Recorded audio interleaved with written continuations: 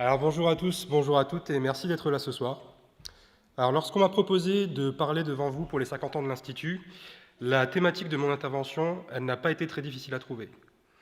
Comme beaucoup d'entre vous, je suppose, je suis un enfant du Cru, donc je suis né, j'ai grandi en Lorraine, et bien évidemment, j'ai arpenté le territoire vosgien.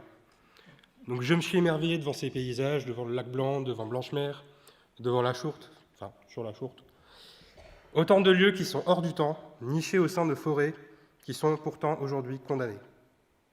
Le réchauffement climatique est passé par là. Les résineux des massifs vosgiens, que ce soit les épicéas ou les sapins, sont victimes des scolytes.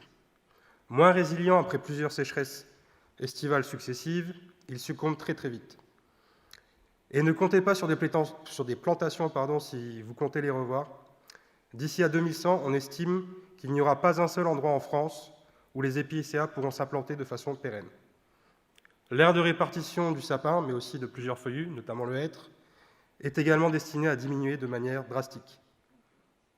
Alors j'entends souvent dire que la forêt en France va bien, et souvent avec un argument qui est celui de sa proportion, qui est à son plus haut niveau depuis la Révolution et même avant. Mais la réalité du terrain, c'est pas ça.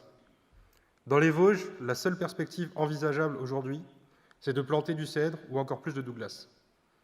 En somme, on propose une homogénéisation de nos forêts et la disparition pure et simple de plusieurs de ces essences emblématiques. Et je ne sais pas ce qu'il en est pour vous, mais moi, c'est une idée qui m'attriste énormément. Merci beaucoup.